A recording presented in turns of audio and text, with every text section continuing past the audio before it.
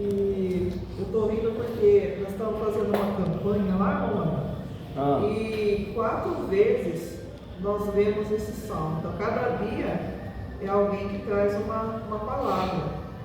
Sim. E 4 vezes em seguida alguém trouxe esse salmo, Salmo 120.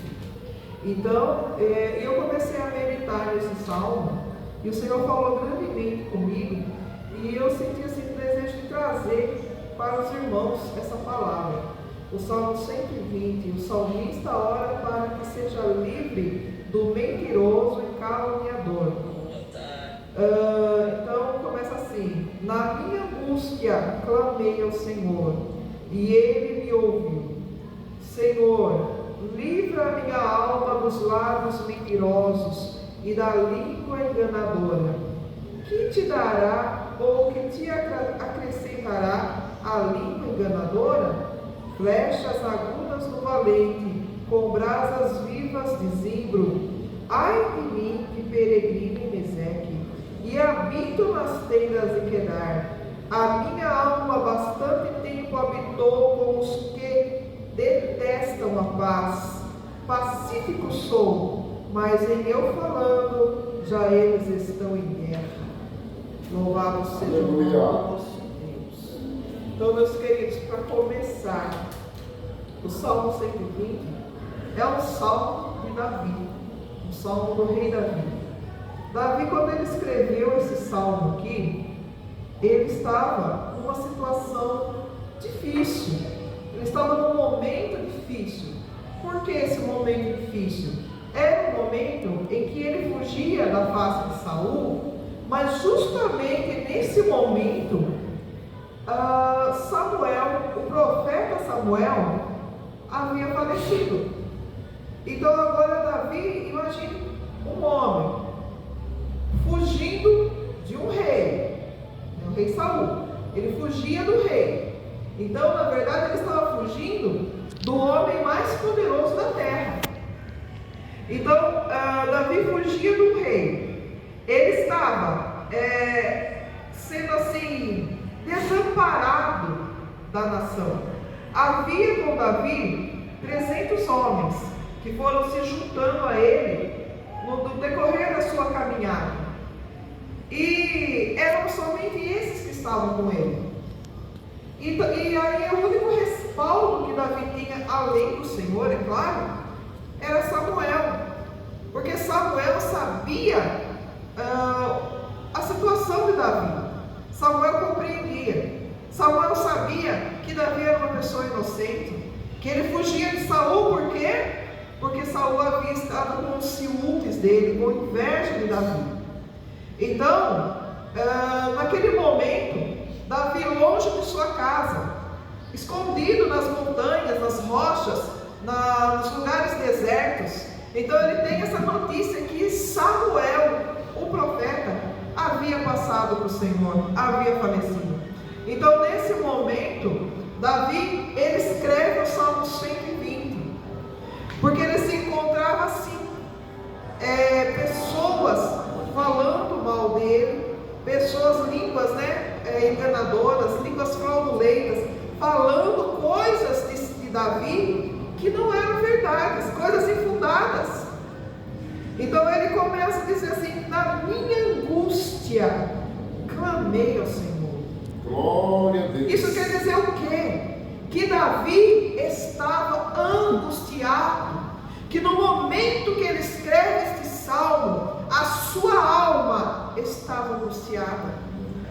E o homem, a mulher, a pessoa, quando está angustiada, ele fica assim sem saber muito bem o que fazer. No entanto, Davi, ele teve assim a sabedoria, o entendimento, a graça de, no meio daquela angústia que ele estava vivendo, ele clamar ao Senhor.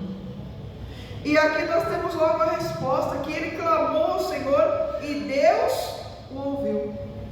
Assim como nós hoje temos essa liberdade, porque um dia nós aceitamos a Jesus na nossa vida, nos tornamos filhos do Deus Altíssimo. Então nós temos essa liberdade de clamar ao nosso Deus. Mesmo na angústia, mesmo na adversidade, até mesmo quando pecamos.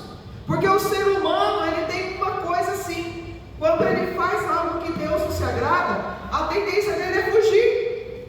Ai, eu estou com vergonha de Deus. Ai, eu não quero mais agora, o que eu vou fazer? Como é que eu encaro Deus? Mas o Senhor, Ele é maravilhoso na nossa vida. Aleluia. O Senhor, Ele é o nosso Pai. O Pai não rejeita o seu filho. Muito pelo contrário, Ele é o primeiro que o acolhe. Então está aqui, Davi, ele diz: olha, na minha angústia clamei ao Senhor, e Ele ouviu. Aleluia. A boa notícia, Ele ouviu. Então, queridos, a primeira lição que eu tiro desse salmo é que quando nós clamamos, o Senhor nos ouve. Quando estamos angustiados, quer dizer que o cristão pode ficar angustiado? Pode. Nós estamos no mundo, nós não somos do mundo, mas nós estamos no mundo.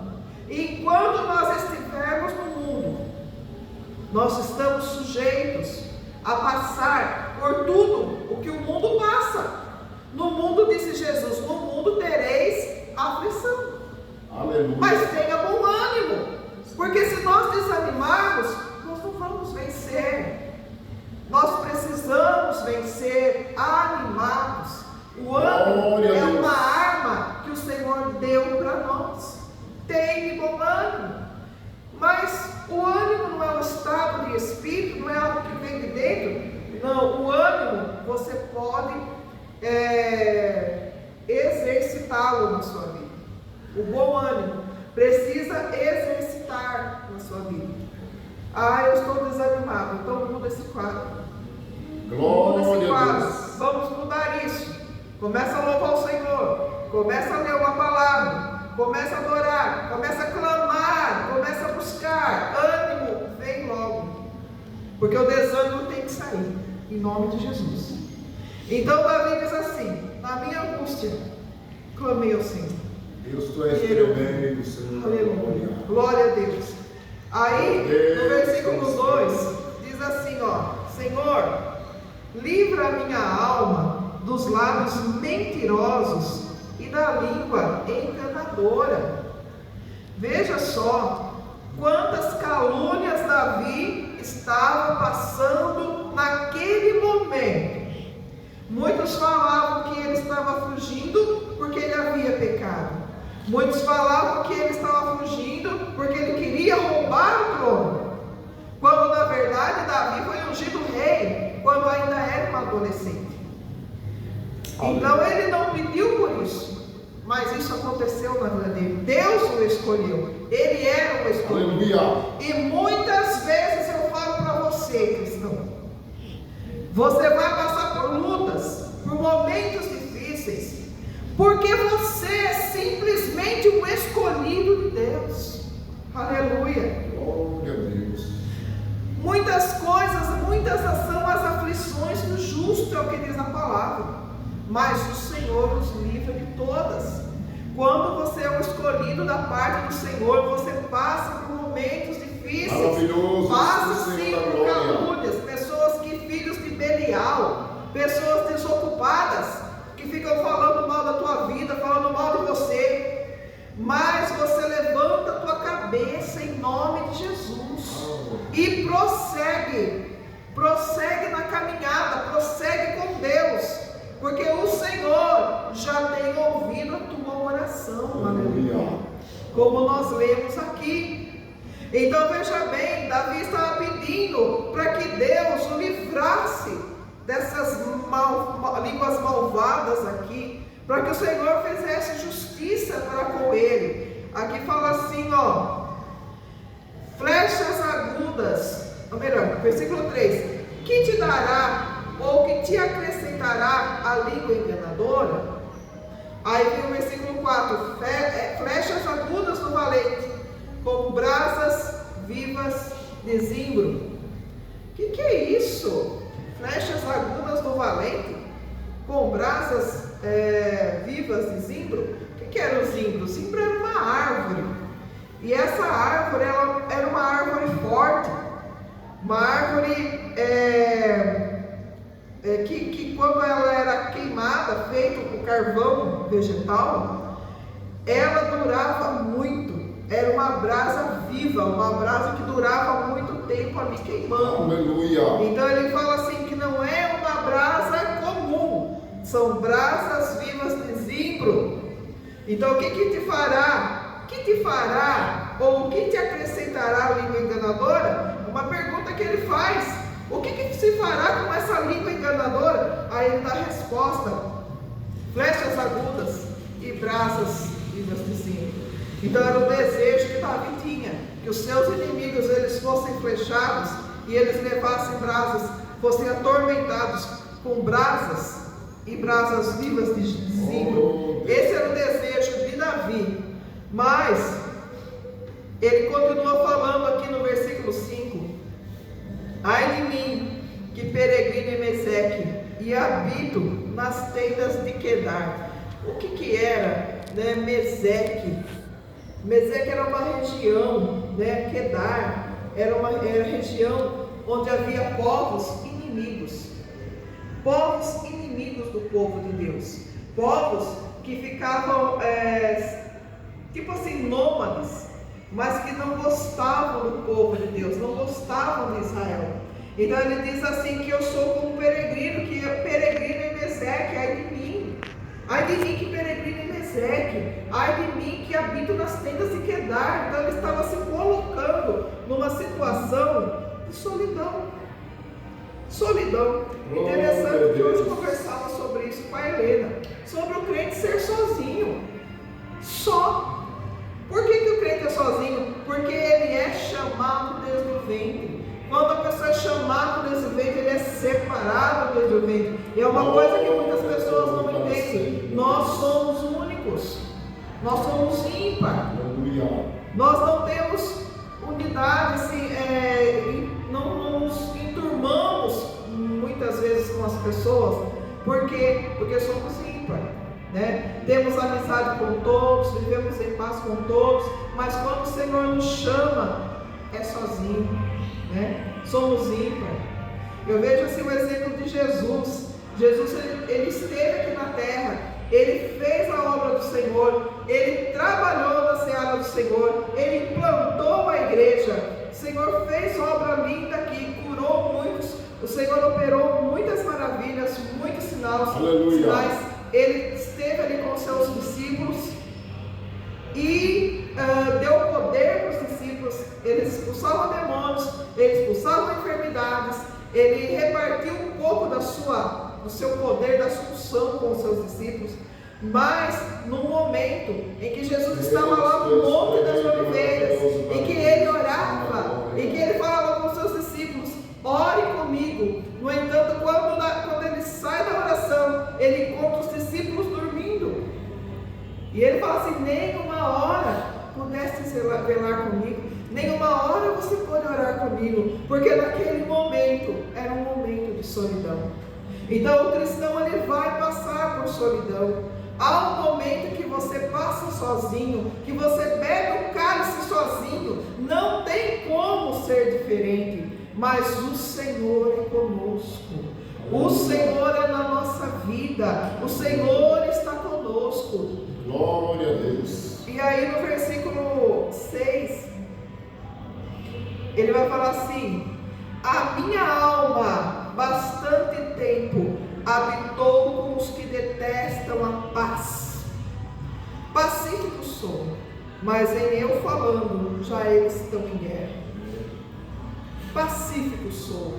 O cristão precisa ser pacífico, precisa ter paz na sua vida, precisa trazer paz onde ele chega. Muitas vezes a gente vê, né, cristãos que trazem a guerra, que semeia contenda no meio dos irmãos. O Senhor fala que isso é abominável a ele, que joga um contra o outro, né? E isso é abominação do Senhor. O Senhor não se agrada desse tipo de coisa. Aí Davi fala assim: olha, há muito tempo eu habito com aqueles que não querem a paz. No entanto, ele habita com aqueles que não querem a paz. Mas aquela situação não mudou Davi. Então não é o ambiente que vai nos mudar. Não podemos deixar que o mundo venha nos influenciar. Ah, mas você está no meio de um monte de gente que faz isso, por que você não faz? Eu não faço, porque eu sirvo um Deus vivo.